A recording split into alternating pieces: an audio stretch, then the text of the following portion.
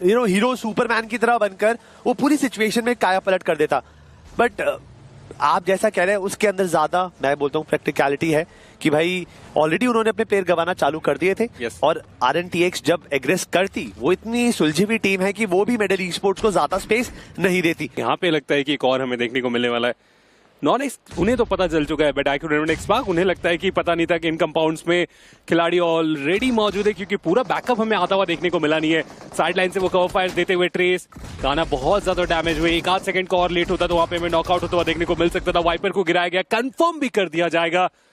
शुरुआत फ्यूरी की तरफ से लाजवाब, ग्रेनेड का इस्तेमाल करना चाह रहे लेकिन इससे कुछ खास फायदा होगा नहीं। लेकिन माइंडसेट आप देखिए, अभी अभी एक फाइट की समाप्ति हुई, वहां पे फिनिशर निकाले गए 3 के आसपास, उसके बाद एकदम से वो रोटेशन सर्कल की ओर आने की कोशिश, और अब नॉनेक्स के सामने वो एक बेहतर ओपनिंग। लेकिन ट्रेस जिस और आ रहे, ये ग्रेनेड उन्हें एटलीस्ट वो स्प्लैश डैमेज दे सकता था।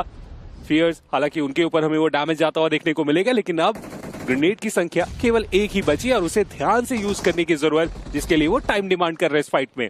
बट रावण इस ग्रेनेड की वजह से उन्होंने भी पोजीशन गवा दी है। उन्होंने यहाँ पे रिवील कर दिया कि भाई मैं इस पोजीशन में यहाँ पे इस कंपाउंड में छुपा हूँ। अब इनके लिए बचना जरूरी रहेगा, बिकॉज रेमनेंट एक्सपर्ट इसमें बहती आवाज ही है। वो अगर एक आधी एमओ की भी आवाज सुन ले, गोली की आवाज सुन ले, वो सीधा फाइट लेना चाहेंगे। अपने आप को इस वक्त पैरामीटर्स के अंदर उन्होंने सिचुएट कर रखा है। एनोनिमस अपनी टीम से काफी ज्यादा दूर है और उनका कवर फायर डिले हो सकता है। बट रेमनेंट एक्सपर्ट ये प्लेयर भूखे शेर की तरह है और वो कुछ भी हो जाए कलयुग और काना को स्पॉट करके रहेंगे। और फ्यूरी ने आगाज कर भी दिया है, कनेक्शन बनाया, अगली बुलेट के अंदर खत्म करेंगे। पावर प्ले के अंदर एक और फिनिश और अगले 10 सेकंड के अंदर पावर प्ले खत्म भी होता हुआ दिखेगा। बट कलयुग अपनी डीप बेस से जलवा बिखारना ही चाहते थे, शुरुआत करी थी, फियर्स को नॉक करा था, बट देखते देखते वो भी नॉक हो गए और ज्यादा मौका उनको भी नहीं मिलेगा। अगले कुछ क्षणों में रेमनेंट एक्सपार्क अपने आप को रिवाइव करके गेम में वापस लाएगी। बट उन्होंने अपने रास्ते निकलने की कोशिश कर रहे थे, लेकिन हर्ट उन्हें पकड़ा जा चुका है। यहाँ पे काफी आसानी से गिराया जा सकता है, गिराया गया। हाइड्रो बैकलाइन से आए, उन्हें भी वहां पे डैमेज देने की कोशिश की हो, उनके पास भी मौका रहेगा। रश बॉय इन्हें गिराया जा चुका है, अब बचेंगे वो 2 खिलाड़ी।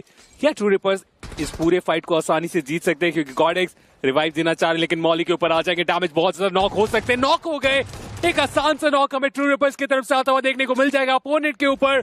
और देखते ही देखते एफएस, जो लग रहा था कि इस फाइट में उनका कंट्रोल बेहतर है, जी नहीं, उनका तो एलिमिनेशन यहाँ पे बेहतर तरीके से किया जा रहा है। लेकिन फाइनली रोमन सरप्राइज देना चाह रहे थे और वो भी नहीं हुआ। रोमन, उनका रिएक्शन आपने देखा, क्रैट कितना ज्यादा, बहुत ज्यादा मुश्किल। आइकोसोल के लेजेंड सीधा व्हीकल लेके आएंगे और चढ़ा के आगे निकल जाएंगे। उन्हें तो पता भी नहीं चला कि पीछे खिलाड़ी थे। मानो इस तरीके का रिएक्शन इनके एंड से हमें आता हुआ देखने को मिल जाएगा।